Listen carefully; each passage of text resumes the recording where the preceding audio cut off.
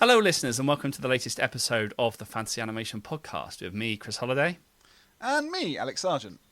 So, Alex, for this episode, we are discussing, I think, a figure who has yet to come up in any of our discussions, I think, on all of the episodes so far. California-born animator, writer, independent filmmaker Don Hertzfeldt. So a figure that we're going to be looking at today. And in particular, his World of Tomorrow series. He's a really influential animator, but as I said, it's slightly unusual that he's not cropped up in some of the conversations that we've had. But a lot of his work, so It's Such a Beautiful Day from a couple of years ago, from 10 years ago, and then World of Tomorrow, which has been a kind of staggered installment of three short films, have been wildly heralded. I think he's perhaps getting a bit of visibility within animation studies. And he's really interesting, I think, just because of sort of his status as an independent animator. Now, correct me if I'm wrong, Alex. Something tells me you perhaps haven't come across Hertzfeldt before. You have. Tell me. No, never heard of him, and I blame you for this entirely. Sure. Why haven't you been telling me about this person's work? But having watched the series, I'm really, really excited to talk about it. I love it. Yeah. Great. No, you messaged me before we were starting. I'm loving this. So we'll get into a bit of his visual style, probably best described as hand-drawn stick figures, but we'll kind of play with that a little bit. And obviously the kind of fantasy of some of his worlds, I think the philosophy of some of his worlds. And because when we record this, my animation class is going to start tomorrow, I'm sort of really excited. This is my sort of teaser to get back into thinking about animation after the festive break. So yes, excited, very excited, even more excited. It seems like we've got a lot to get through. So thankfully we are joined by a very special guest who's going to help us kind of make sense of World of Tomorrow, but also reflect on the contribution perhaps of that to her own work. We're delighted to be joined by Elizabeth Cox, who is the founder of Should We Studio, an independent animation studio dedicated to projects that raise awareness of the most important issues facing humanity. She was previously a senior editorial producer at TED-Ed, where she wrote and edited the scripts for over 200 educational animated videos. I'm really interested in the relationship between animation and education, so this is already wonderful. And so far this year, I should say, Elizabeth has written a short piece for the Fantasy Animation blog on her forthcoming animated series, Ada, which is set in a library, with each episode exploring how a different technology or policy could shape the future. And then there's a recent little add-in. So far, Ada's been nominated or voted Best Animated Series at the Portland Festival of Cinema, Animation and Technology, and Professional Series Animation at the Raw Science Film Festival. So, after all that, Elizabeth, thank you ever so much for joining us on the podcast. Thanks. Yeah, thanks for having me. Perhaps we were saying just before we started, before we get into Hertzfeldt, before we get into World of Tomorrow, which you flagged in a couple of your email exchanges as one of the creative inspirations behind Ada. I think it would be good to kind of get a sense of how you arrived into animation more broadly. I think we were both really thrilled to get a chance to watch World of Tomorrow and kind of try and make connections between perhaps your own kind of work and stuff and Hertzfeldt's series. Was animation something you were always interested in, and kind of what began this animation journey for you? Yeah, so I actually came to animation from a fine art background until about halfway through my kind of undergrad years. My primary creative focus was drawing and painting. And I kind of had this like protracted breakup with painting where I realized that what I had always loved about drawing and painting was the telling of a story. So that's kind of how I came to animation. Yeah. So from there, I was always interested in both art and science and was kind of like studying both at the time. And the very first animation class I took was called Communicating Science Through Visual Media. And I think like prior to that point, people had been like, oh, like, have you ever considered medical illustration? And I'm like, well, that sounds really boring and a bad compromise. That would be like the worst of both of my favorite things. But yeah, so I was drawn to this communicating science through visual media idea. And like, it was a really small class. And in order to be in it, you had to do an application, which consisted of communicating a scientific concept in a visual way. So I did this little comic that was explaining an action potential, so synaptic transmission between neurons, through like the visual analogy of people kissing. Um, yeah, and that was the start of Excellent. everything. It's funny because I think a lot of so I mean this is I think from a sort of the side of education and as you say kind of communicating kind of quite complex ideas and well not just ideas but I think feelings and thoughts and ways of being in the world as well as scientific phenomena and all this sort of stuff. I think a lot of animation studies and actually maybe since kind of COVID has thought more robustly about animation as a tool of communication. A lot of the way that, and I'll say this to my animation students for the next 10 weeks. A lot of the animation exists between us and the world as the thing that helps us make sense of these kind of complex, concepts or thought patterns or ways of being or fantasies. It kind of grounds fantasy in a certain sense. And in the case of COVID, using this imagery or using animated imagery, that's the way we understand the idea of kind of viral spreads and our understanding of these moments. It doesn't have to be something as huge as a pandemic. It can be the way that toothpaste. I don't think there is a toothpaste advert that doesn't use animate, a shampoo advert. So all of this sort of representing the unrepresentable, I'd really like to kind of dig down into. But I guess my follow-up question is why is animation then so good at doing this form of representation? Or because it's if you're saying that this combination of art and science, what is it about the art that gives weight to science? Because I think maybe some people would say, well, actually animation, it's too sort of immaterial or too flippant or too childlike, but for you it obviously does some important like work in crystallizing science. Yeah. So I think like at its best, what animation when used to educate or to explain something, I think the sort of basic version of that, and maybe the first thing we think of is the words or narration say one thing and the visuals show exactly that thing. And I think where animation really has like an opportunity to advance understanding is when it's not doing that, where it's more like complementing as opposed to directly repeating what the words are saying. So making use of visual metaphor and you know, visual humor that can't sort of be expressed in a non-visual or non-moving way. Um, and yeah, like creating those kinds of analogies to sort of supplement the explanation of a concept. And I think that can add, you can also, like, a lot of scientific concepts can be so much more succinctly described in visuals. Like, if it would take you like Yes. 2,000 words to say this thing, we can get it down to like, 10 seconds of animation or 5 seconds of animation. Um, and that's really appealing to me too. So I think it's, you know, a lot less onerous for the viewer or the person trying to learn the concept to experience it in that way. I'd be interested to hear before we get on to the text today. Is there something in terms of how you produce animation with an educational quality? Is there something different in your process, in your thinking? If there is, what are the main things compared to sort of, I don't know. I'm going to use quotation marks, everybody, like regular animation, like, is it a different concept altogether? Do you have to think through the educative value of the design of all this kind of stuff? Or are you basically artists, but the story you want to tell is an educational story as opposed to kind of just a purely fictitious story? How would you identify sort of in that spectrum when you're making your productions? Yeah, so I would say a big difference is that animation with the intent to educate is always going to be like very narration driven. And I actually like love a chatty film. I love a narration driven just like for fun short.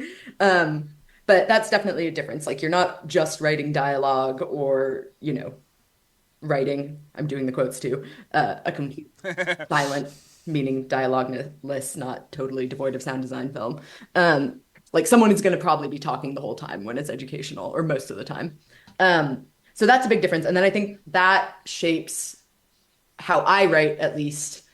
I'm thinking a lot about like what needs to be said versus what the visuals can say. And kind of, you know, thinking a lot about which pieces of information are best served by which type of communication or whether they need both. So I guess that's Mm. probably a difference. Although, Yeah. some uh, purely entertainment animation also is heavily driven by narration in that way. Yeah. Sure. So I'm just reading from Alex shifting the grounds of, or transforming the grounds of animation studies by calling things regular animation. I'm absolutely. I knew that would annoy you. I knew that would annoy you, but we haven't got 3 hours to define what that means. So yeah. Well, no. But I think this is really interesting. This sort of economy of expression that animation as a medium affords, and whether you are a kind of practitioner thinking about, as you say, the best way to communicate something succinctly, and what that might mean on the kind of practice side as an animator, as a writer, whatever it is, and then also as a sort of, quote unquote animation theorist or a student who is sort of thinking, okay, to analyze animated media is to perhaps think, okay, so these are all design choices, these are all different, and this leads us sort of nicely, I think, into World of Tomorrow, but also your own work too, like the topics that Ada as a character wrestles with. But in the case of World of Tomorrow, these are quite acute, humorous, pointed design decisions on the best way to communicate. And again, quite complex information. I've struggled a lot to follow some of what was happening in World of Tomorrow, but I sort of didn't mind it. So I like this idea of thinking about animation as this medium of this tool of education, but also embedded within that, as you say, there's a lot of things. What needs to be said? How could it be said? And sort of part of that is then thinking about animation as this kind of quite complex, artistic practice. So really excited to kind of get going talking about World of Tomorrow. So why World of Tomorrow? Let's make the link between. Well, first of all, what is World of Tomorrow, and then how does it maybe anticipate some of your own kind of creative practice? Yeah, so World of Tomorrow is an animated short where, like, in very brief, what happens is that a third generation clone comes back to visit the original. And at this point in time, the original is a little girl, the clone is an adult. And basically, the purpose of her visit is to extract an early memory from the original that she's forgotten to comfort her as the world comes to an end. But they also, go through this whole journey of the clone explaining to the original what life is like in her present, and what experiences she's had in her life, and how being a clone interacting with other clones has shaped that, and just sort of the various infinite loops of like memory and sensation and communication in this technologically advanced world. Yeah. So that's what it is. What's the link then to why does it inspire you? Yeah. Because I think there's lots here, that animation's ability and this goes back to what you were saying earlier, animation's ability to carry the weight of serious subject matter. Yeah. There are bits in this, and I think then the kind of the other two follow-up shorts that go with it, but there are bits that are really, really funny, and then there are bits that are quite sort of so the tone moves quite dramatically, but how does it, where was your inspiration within that as a short? What did you kind of take from it and apply it to your own stuff? Yeah, so I think seeing this short was the sort of seed of being interested in creating things about the ethics of transformative technologies for me. It came out when I was in my last year of undergrad, and I saw it then, and I kind of remember it just like blowing my mind, and not necessarily in a way like I was arguing with it in my head for like days afterward, right? Like, the way things go, I'm like, I don't think it would play out that way. Like, and what did this mean? Oh, I don't think, maybe I don't agree with that. But I think that, it was thought provoking and had this feel of like worlds within worlds within worlds that was really compelling to me and really inspiring to me, both like as a viewer and then like, oh, maybe this is the kind of thing I want to make, not necessarily like of this visual style or even this storytelling style, but with this quality of expansiveness. I can't believe I'm going to be the one to ask this question because I'm normally the one that wants to talk more about the kind of expansiveness of the story. But actually, what struck me is that and this is all of what I'm about to say is based on the training I've now had from Chris doing 100 or so episodes of these things. Great. But on one hand, it looks like the animation is very simple, but of course, if you stare at it for more than 4 seconds, there is a mesh of different processes and styles going on in this thing, from the kind of whether it is the hand-drawn look of some quite stick figure-y kind of limited animation figures, through to some obviously CGI kind of computer rendering and things like that. So there's this kind of balance in you say it's kind of expansive. There's a kind of expansiveness of process and style and collision of all these different things going on. At that point, I mean, were you struck by that that expansive quality? Is that part of what you mean? Yeah, I think when I first saw it too, I was very, immersed in learning how to do hands-on animation because I was a student. So I really appreciated from a craft perspective. I think, simplicity, you can say the characters are simple because they're stick figures. And that's true, but there's nowhere to hide with simplicity, right? Like every single element has to be doing a lot of work in conveying character and emotion and humor. So I really loved it from that perspective. At the time I first saw it to have sort of like every little feature of the characters, of which there were not very many, was doing a lot of work.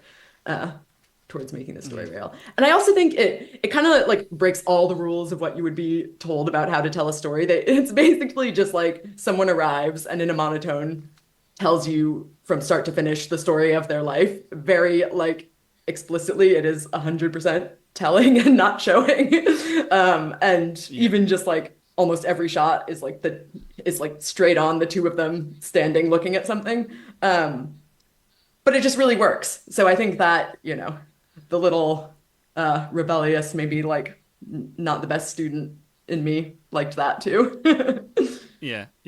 Well, as you say, it's an interesting way. I mean, we should say that it's the we're looking at World of Tomorrow. So this is from 2015. It's followed up by a couple of other episodes. I guess in a loose and ongoing series. Episode 2, The Burden of Other People's Thoughts, and then episode 3, The Absent Destinations of David Prime. They kind of connect together. Well, they do connect together, but they also are very different in what they are trying to do. And obviously that first episode where you are thrown, it's very abrupt, and as you say, it breaks a lot of the rules of kind of storytelling, and even from thinking about establishing location, then cutting into the location. So there's those kinds of things. It's all very, you're sort of in it, but also as Alex was saying, the sort of and I'm glad that you've picked up limited animation in this vocabulary, Alex. So thank you. These sort of digital, and I'm right in thinking this is his first sort of digital. These are digital line. The World of Tomorrow is his first digitally animated short, and were hand drawn, but he uses a kind of tablet and using a computer. So I've got some things to say about that based on what you were saying earlier about kind of craft. But you begin with these digital line drawings. So immediately I'm thinking, okay, limited animation. But I'm also thinking of kind of condensation. So these theories of animation, condensation, overloading, where you want the maximum degree of meaning in the minimum amount of imagery, or the most amount of suggestion in the minimum amount of imagery. And you get this a lot on children's television and children's illustration, of course.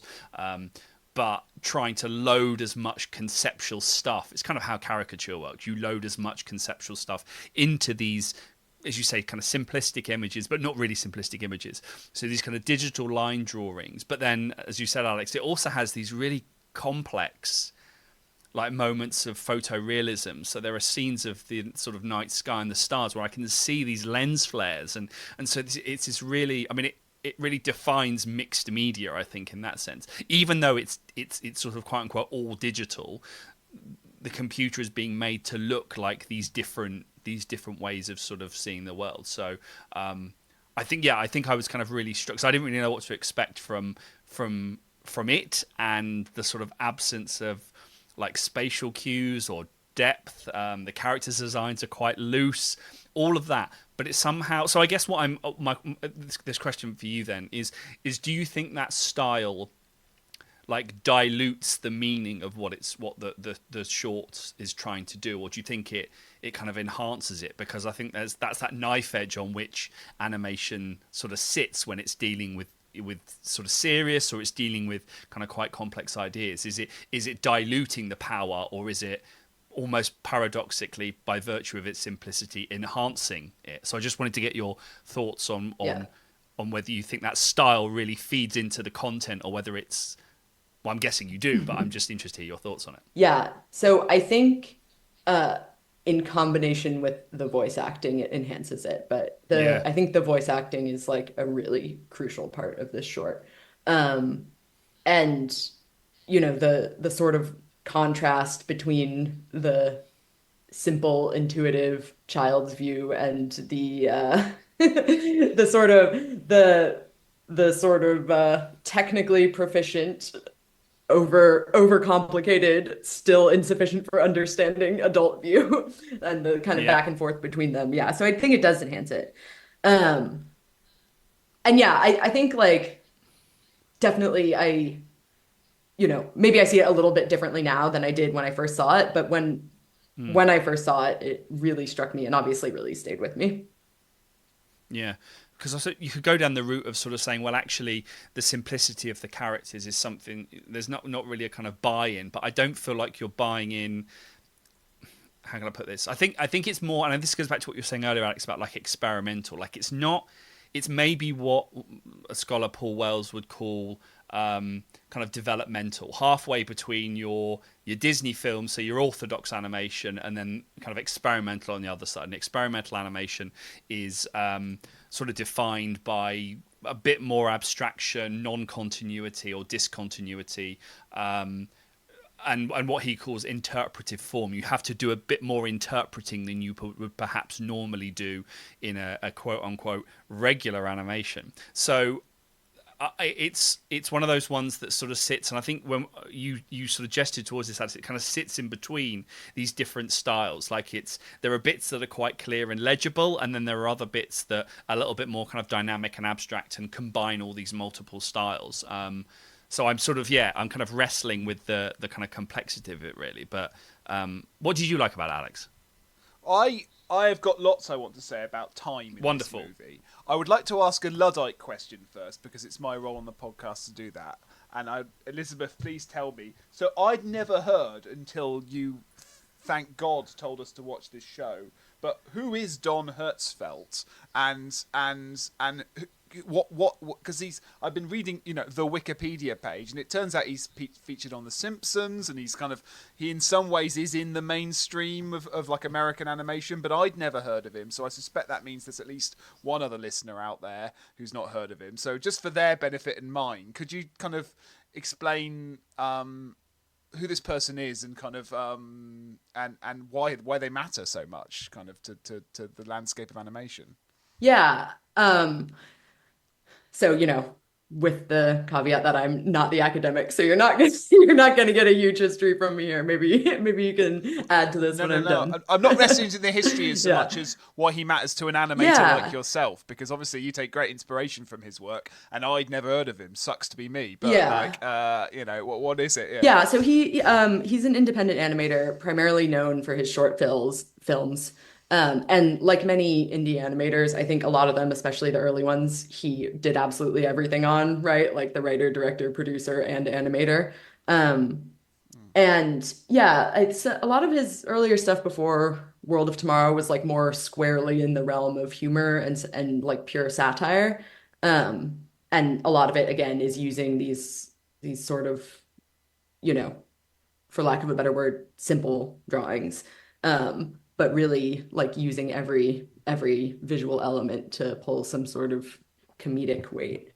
And I think, his films, and this is what I just love so much about the medium of the indie animated short, because we're kind of unshackled from the hero's journey and like all the sort of formulaic structural stuff, and it's kind of a more liberated form of storytelling.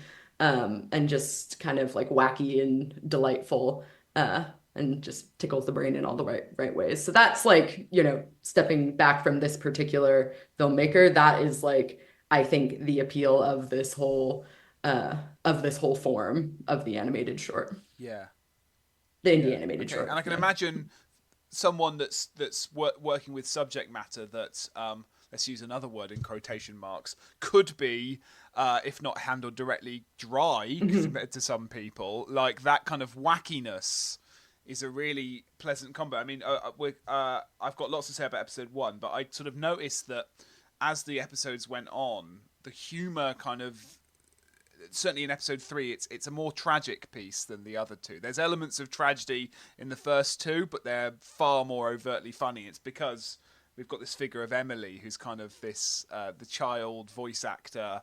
This kind of, for people who haven't seen it, for want of a better comparison, she's kind of like sort of Boo in Monsters Inc. or something like that. It's kind of like child actor spouting kind of fun childish isms, whilst this kind of didactic voiceover tries to tell us the kind of history of what's been happening in the last kind of 100 years or so. And that really worked for me. And I'd love to hear this from an animation perspective, but because I'm obviously not an animator, I think I thought about this a lot from kind of issues of fantasy storytelling. And one of the things that we don't talk often on this podcast, but really struck me watching World of Tomorrow, was this idea of time and how fantastical storytelling practices are very good at getting us to think a little bit about what we mean by time, and the film seems very interested in time, and I can't help feel that this has some resonances in terms of animation, because one of the things I always think about as a non-animator who likes animation is that whilst I love animation, I could not be an animator because I don't have the patience for it. So it's a very time anxious medium in many ways, and there are different mediums of animation have their own relationships to labor and time and things like that. But I'm struck by, as a starting point for this conversation on time, 2 quotes from the movie which I think kind of sum up where I am at with it, which is there's this talk of the difference between petty detail and the obscure traffic of time, and there seems to be this kind of tension that's wonderfully played out in the kind of comedic juxtaposition between the two characters, between this kind of incessant desire for chronological kind of progression. You could do that like literally in terms of the future of the story, but also just in terms of the amount of information we are given.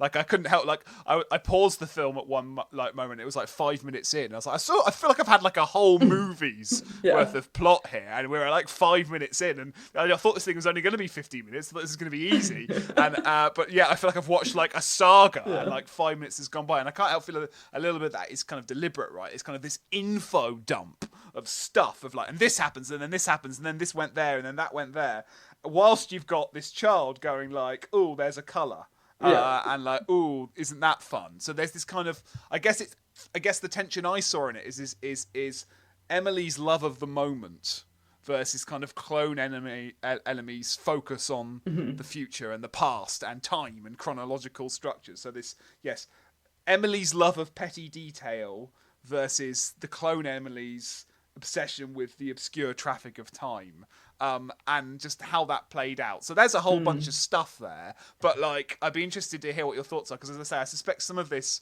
I can't help think an animator would be particularly interested in this kind of stuff, loving moments versus loving chronological structures and progressions. Yeah, I feel like you just broke into my head there because I've definitely always thought about like, oh, the whole concept of time in animation is very strange, because like every second expands into just like a gazillion hours of labor, and then contracts again to this tiny thing. So it's very like built into the process.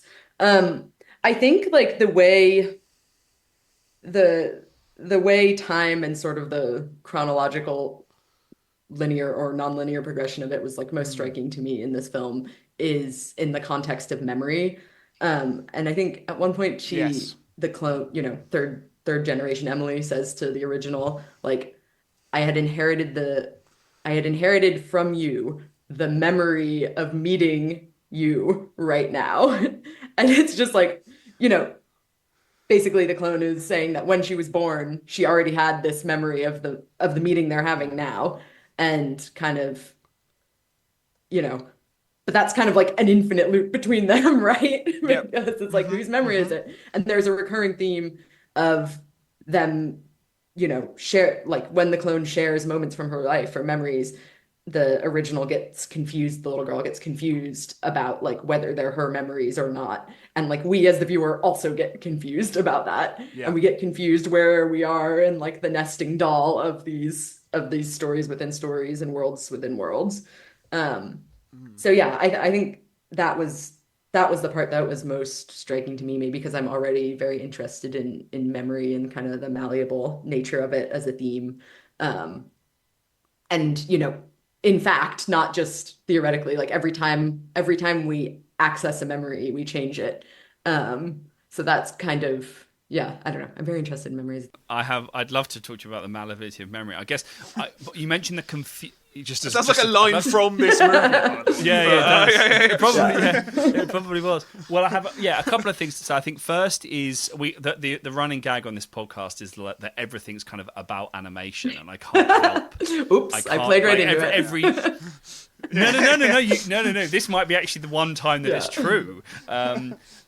This and Roger Rabbit. Other than that, we just make it up. But I feel like certainly the third episode, just to briefly, there's a line: "The shadows of ourselves once had their moment in time," and then that one felt a lot more reflective about.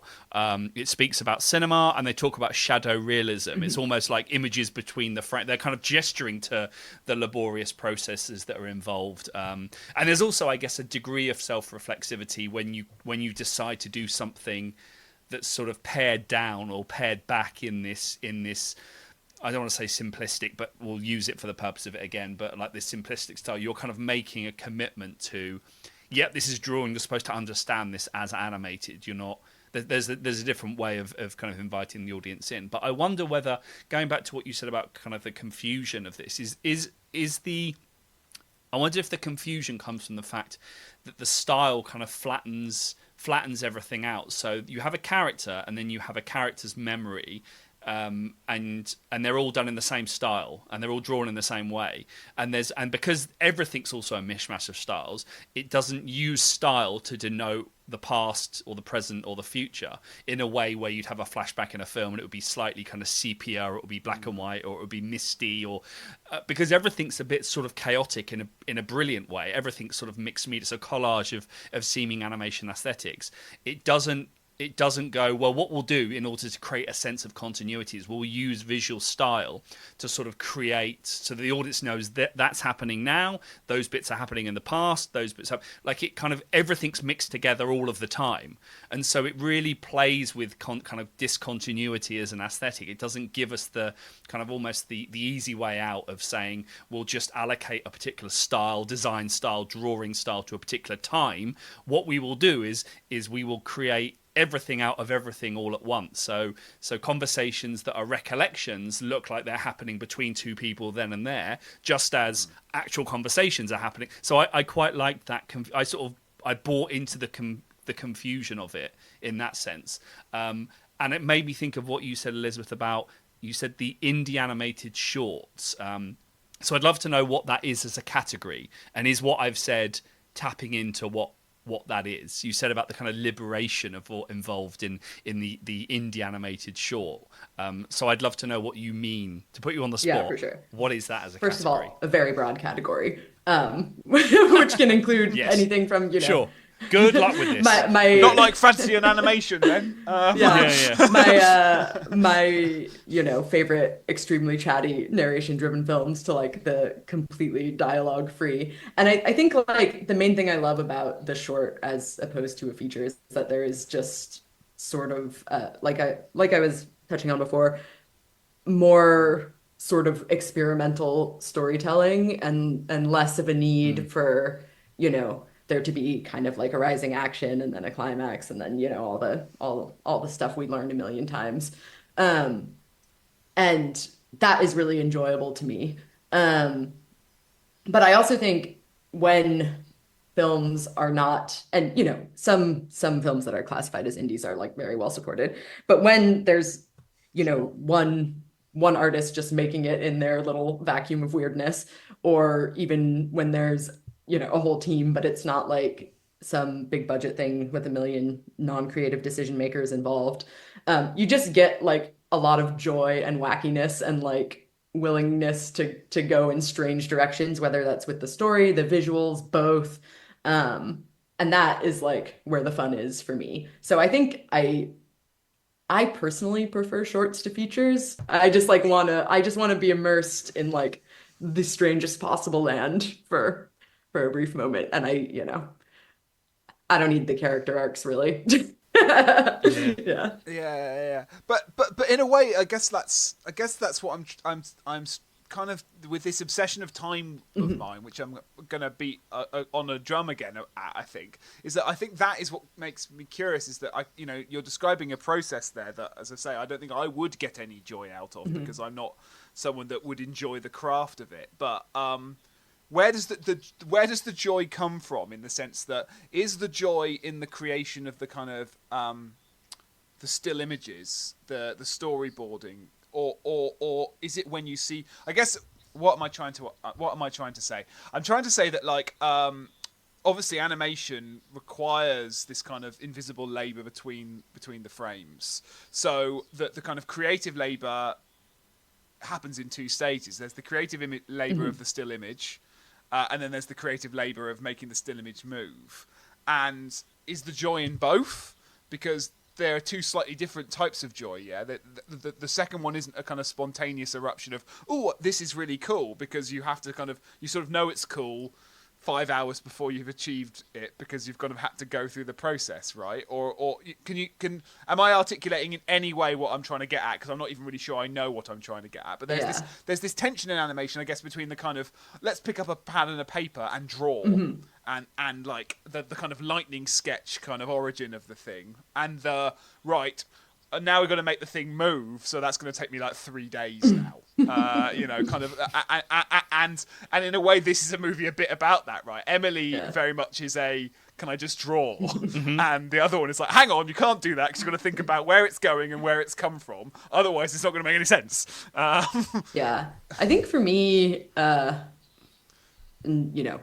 let me know if I'm going in a different direction than what you were trying to say.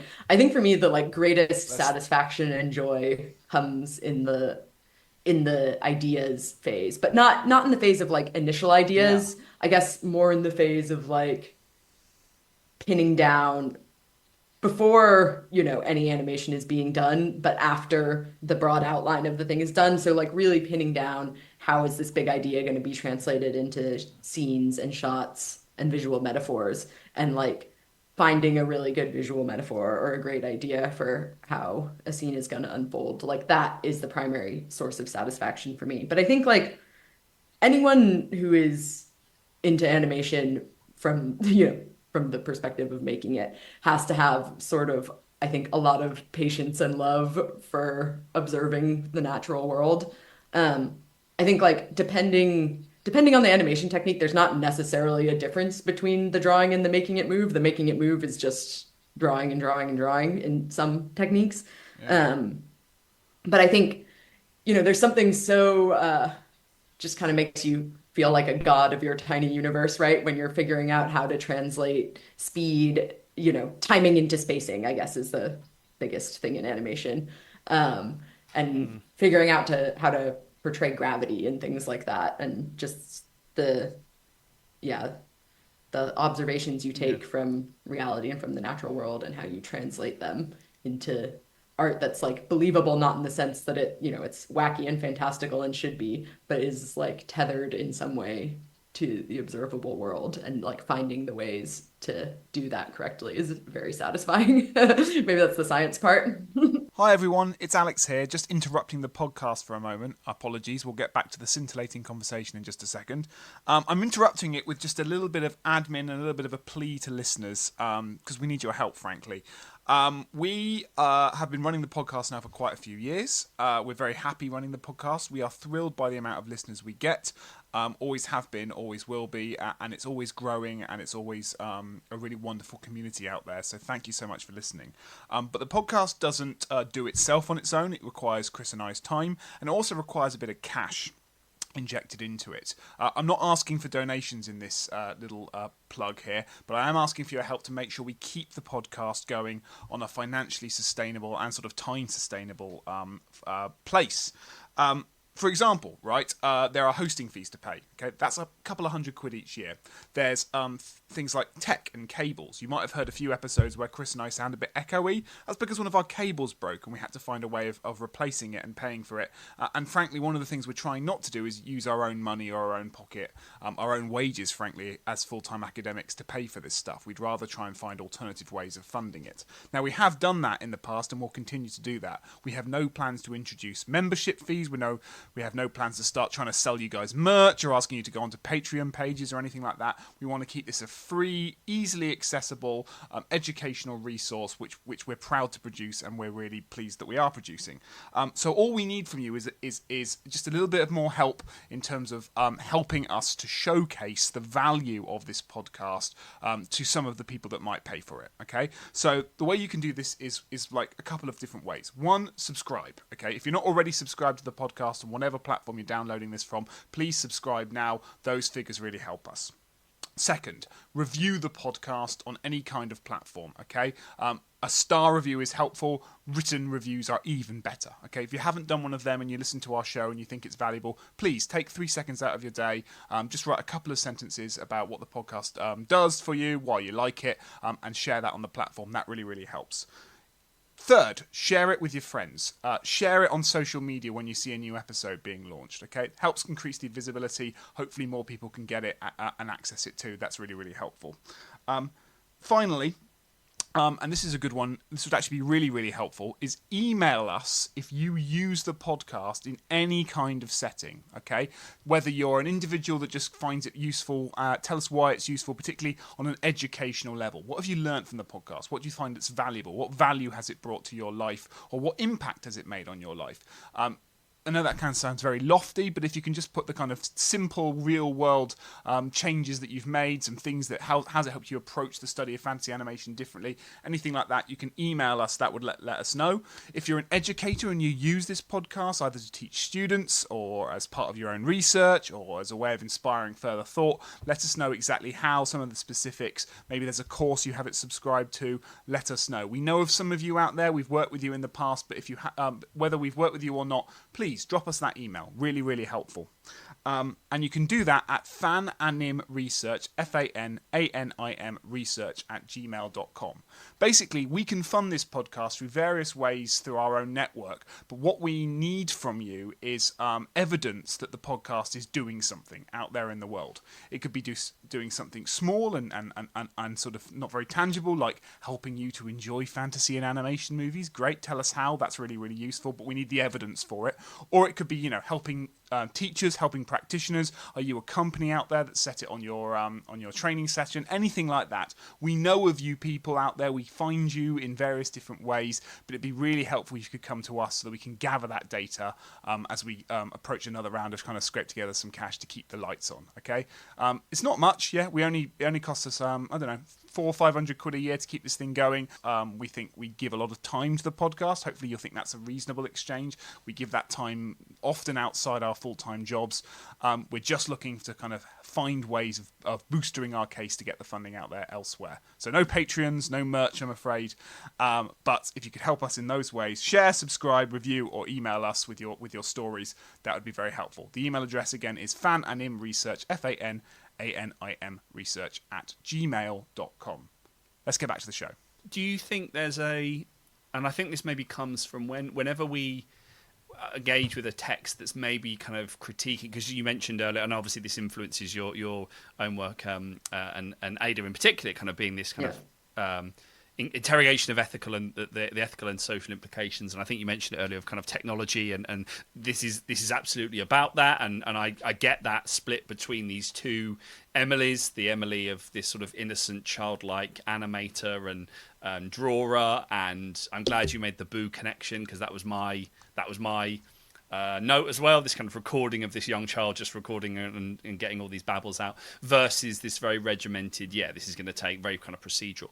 So I just wondered, in texts that are often kind of critiquing or engaging with the idea of technology and this kind of the impact of kind of screen culture, I wrote down the end of humanity, consciousness, memory, that's all super technology. And even in the third short, most of the short, I would say a third of the short maybe is taken from a character's point of view, and you see like inside their headset everything is kind of hyper mediated. I just wondered, for you, when texts do that, is there a kind of tension between the message, and it's like Avatar doing a critique of environmentalism, and it's all done on tech, you know, like computer technology. Is there a kind of tension between these kind of processes of animation that are super technical, and the sort of subject matter, which is kind of almost critiquing that same technology that created it? Maybe it's not as simple as that. And I guess I'm trying to get my head around the world of tomorrow, some of its choices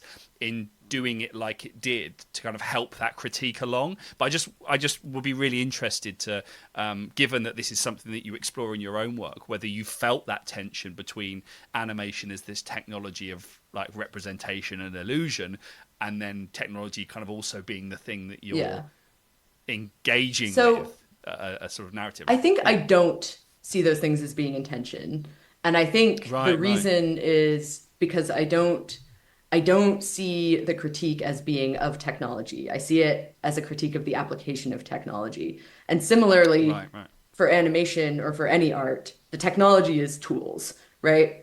And it can be used for like good or nefarious purposes. So yeah, I guess I don't really see those two things in tension. And similarly, when it comes to like using increasingly advanced or increasingly technical processes to create sort of illustrated or handmade looks in animation, I think that's cool and great if it works, right? I'm really sort of like, I guess, I don't know, an equal opportunist for the tools.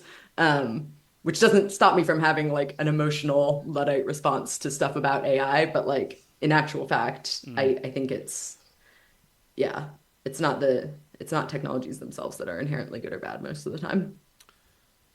Yeah. I mean, I didn't really see the film as a critique of technology. I thought it was gonna be, but I almost think to me it's almost a metaphor for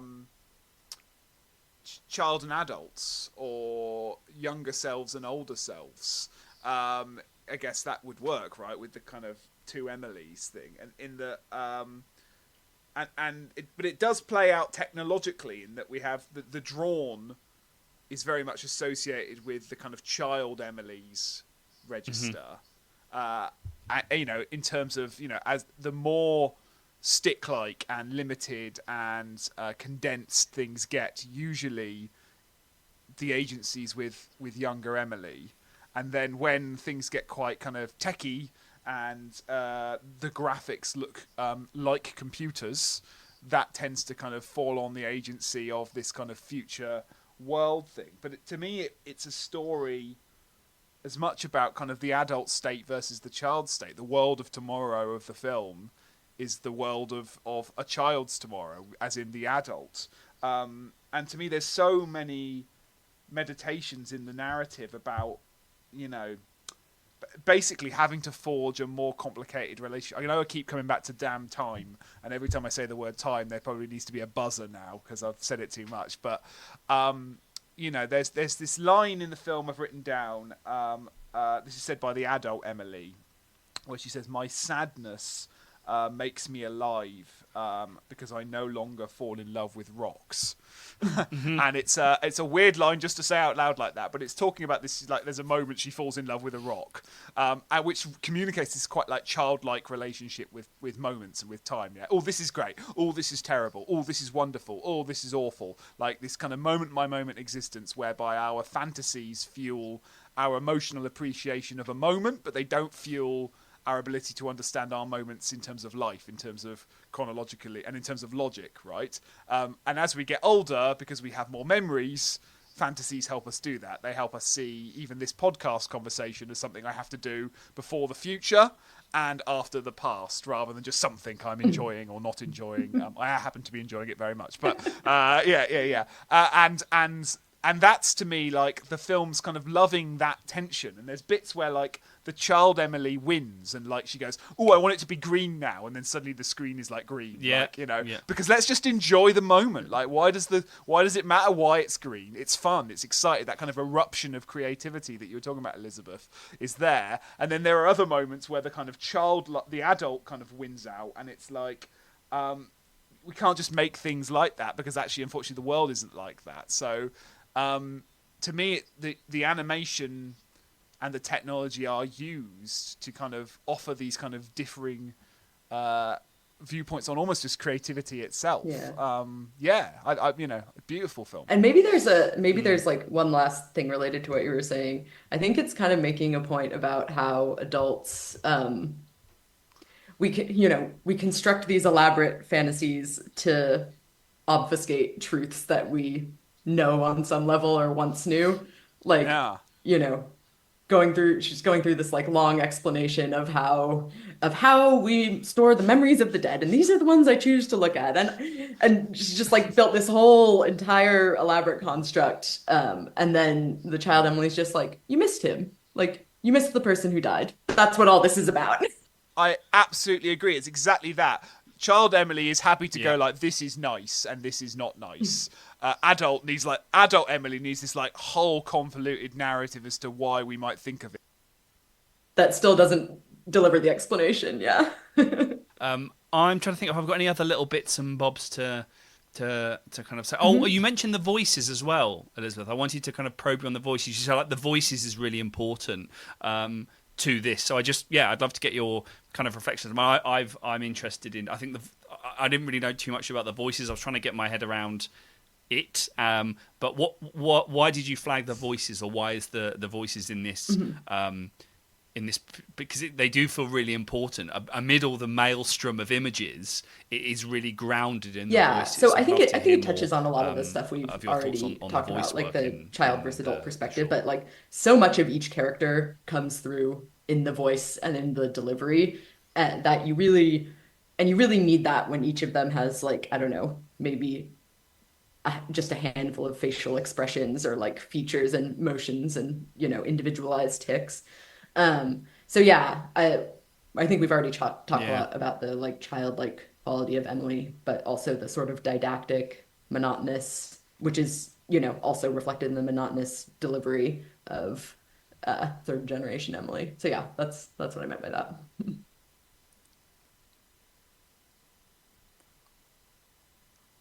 Yeah.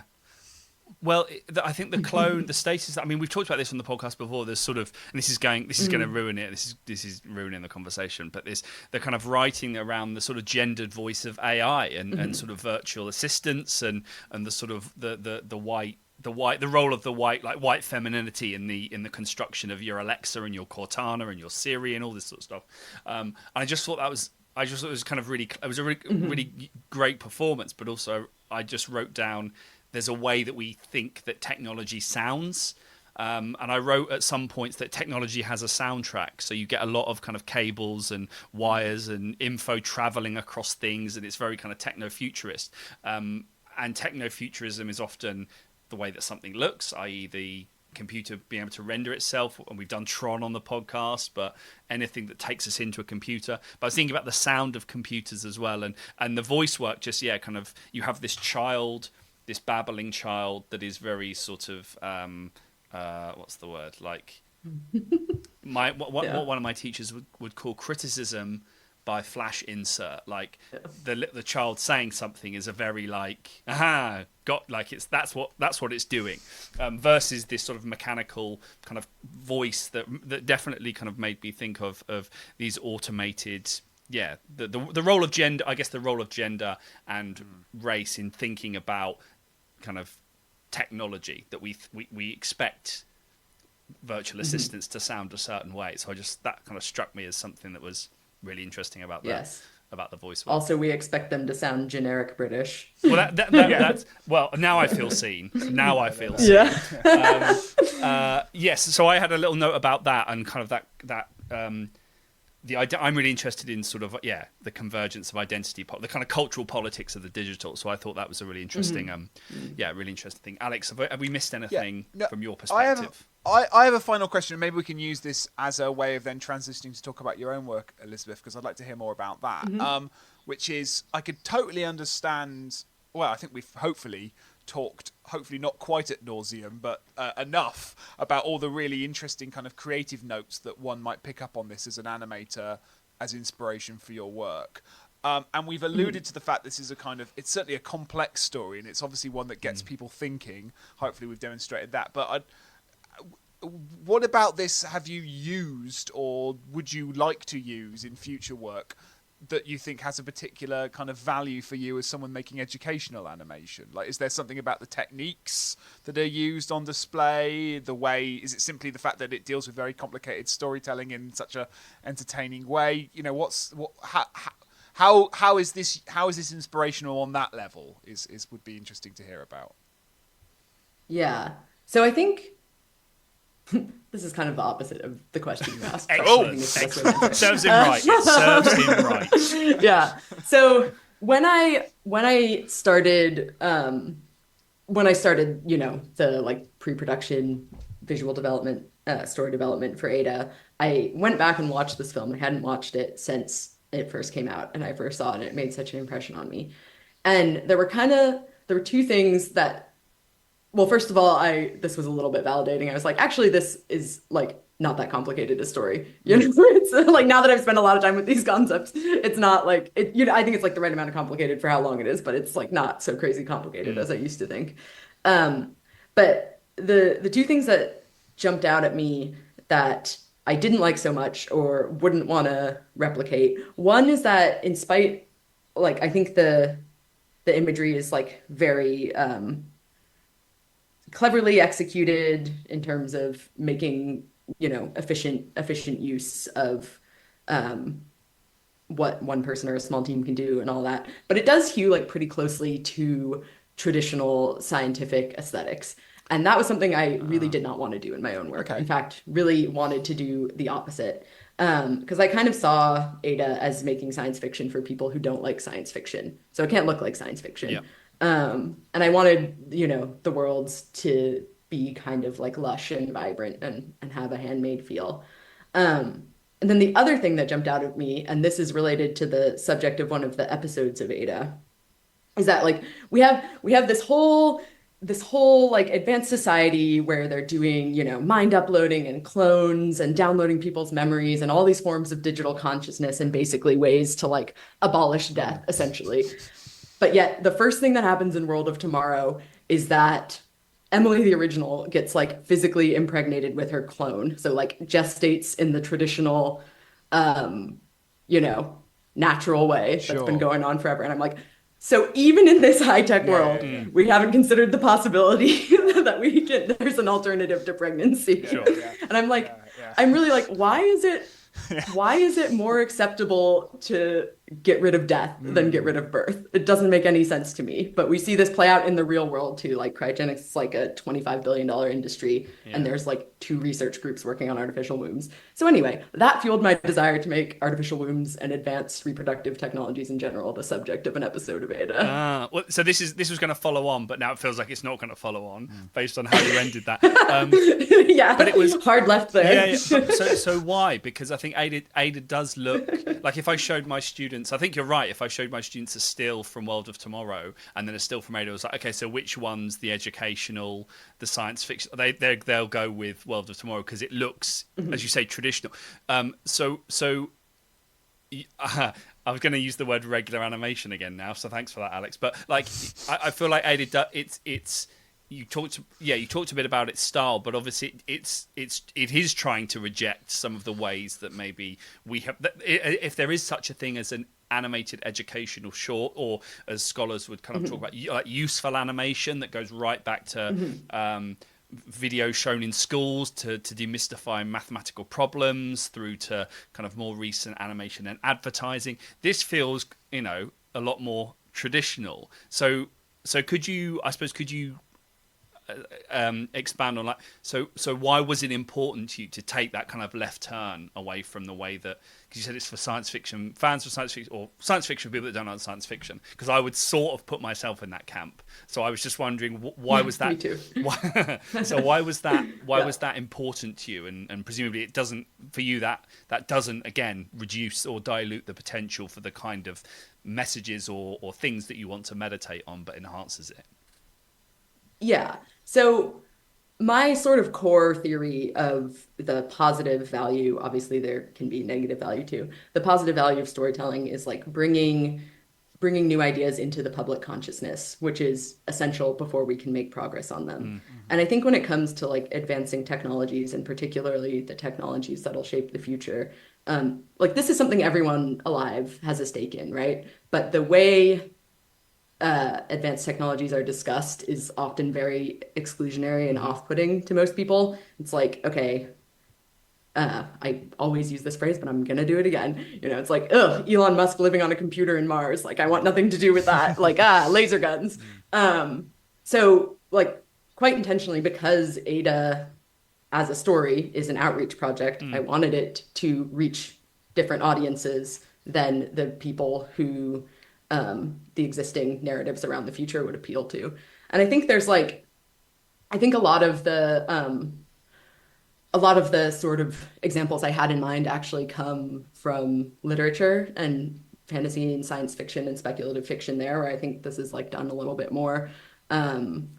Like I think the work of Ursula Le Guin or Octavia Butler, Margaret Atwood kind of has this aesthetic quality that I was looking for, which is talking about advanced technology or futurism in a way, or just, more what I would call policy issues in a way that is drawing a totally different aesthetic than what we might expect for that. And you kind of feel, that feels sort of like more sensory and tactile. And yeah, that's kind of that lush quality that I wanted to replicate visually. So to ask a slightly more practical set of questions. So it's a series of episodes. How many are out there? Are they all released now, ready to go? If people ears are pricking up and they want to see what this is, what can they access? All right. Time to dwell in both the future and the past. Great. So by the time this make room for the present and we'll be fine. Yeah. So in this current run of episodes, there are 5. I have licensed them to TED-Ed, so they'll be on the TED-Ed YouTube channel, available for free for everyone. And we'll be posting other updates on in-person screenings and other ways to see them on shouldwestudio.com. Great. So that's where we'll see it. Okay. So there's 5 out now already. There are more to come, or are we going to wait and see, or you can't say? Are we talking in the future, or are we talking in the present right now? Listen, because the first one is being published in a couple weeks, and then they'll be published weekly. So, for listeners who are listening in the future, this is welcome to the temporality of podcasting. No one's listening live. No one's listening live, Alex. Oh, that's a good point. Other than the 3 of us, which is a limited audience. Yes, all the episodes will be out when everyone is listening, and this will be out sort of March-ish. So, what's happening after then? I don't know yet. Depends how it goes when they all come out. Excellent. So those listeners listening in the far future, there may be more, we may not. Well, hopefully, but they can find them. Either we're going to what's your studio website? Shouldwestudio.com. So they can go there and there'll be an update. Yes. That's where the updates will be. Okay, brilliant. Terrific. Well, I'm really excited. But they're also living forever on TED-Ed's YouTube channel, where they'll be free, YouTube which is exciting. Cool, terrific. Okay, and 5 episodes are out at the moment. Are they telling one story, or are these all different themes, or? Yeah, so there's an overarching story of Ada's, personal journey in her home world, like her own search for meaning. And then, I'll just in brief describe this. Every episode has 2 worlds that are visually distinct. The main character's home world, where she is an assistant in a library with a mean, grumpy boss, and the world of her imagination, where these like wild romps through the future occur. So the future world of every episode is different. And the topics, I can just say what they are, because maybe that'll make people interested in them. The first one is about the best way to survive the apocalypse. The second one is about Ada selling her kidney for $100,000 and what a world where we paid organ donors would be like. The third one is about artificial wombs that can complete gestation from start to finish outside the human body. The fourth one is about AI. And the fifth one is about CRISPR-based gene drives to eradicate malaria-carrying mosquitoes and other invasive species. But if that sounds really like overly scientific, what it's really about is the idea of playing God, and in particular, whether we ever have a moral obligation to play God. Mm. Amazing. So and this is what I mean about the style of the show in relation to those kinds of topics, because as you say, I think there would be a preconception around what animation, whether animation, as I said, can carry the weight of a serious subject matter, and if it can, what it should then look like, and sort of almost co-opting. I'd call the start, certainly the library stuff is sort of, you put that under sort of hyper real, authentic, like we would recognize that world, we'd understand that, and then of course the juxtaposition with these different kinds of worlds. But it's interesting that the way that education kind of works I think there's a real kind of preconception around animation's kind of artistic credentials and its ability to realize all these things, therefore kind of should make it, is experimental animation the absolute pinnacle of what the medium can do. And actually I think the comparison between these two worlds in Ada, and the kind of reality of one and the imagination of the other, there's a sort of, that's where I think that will make it, and this maybe goes back to my very first question about kind of the accessibility. It feels like there's the point of this is to make these kinds of things accessible in a style that doesn't really alienate, but also doesn't fall in the traditional way that science and technology and these big ideas have been represented. It's trying to sort of go, no, we can take something serious and we can represent it in a way that doesn't have to be kind of discombobulating. Those two things can kind of sit together. Yeah, definitely I'm grinding my own personal little axe with Ada about the wonders of animation, but I think people see animation as a genre when in fact it's a medium that can be used to create work in any genre. I'm making that point in Ada. There you go. Get that. Put that on a t-shirt. We'll get that on a t-shirt. That'll go in the blurb. Sorry, carry on. Yes, it's not a genre, but it's a medium that can apply itself to genres. Sorry, go on. To any genre, I would say. Yeah. That's all. That's the end of the point. Absolutely. That's exactly. But yeah, it's and if animation can or does, as some scholars will say, does contain genres, it's sort of art genres that are germane to what it can do. So there are, it's not science fiction and Western and these are things that weren't invented by animation. If we're going to think at least about genres in animation, we need to think about different kinds of. But anyway, that's a conversation for another day. Yes, I don't have anything else. I was interested in the sort of drawing style, and I did want to flag up kind of Birgitta Hosier's work on. She argues that in computer animation, drawing is often the first state. Like, with the advent of the digital, we shouldn't forget drawing. Drawing is part of the process of kind of digital production, and I thought that was, given what this world of tomorrow looks like, I wanted to kind of flag that. Any other final thoughts, Alex? Bits that we need to.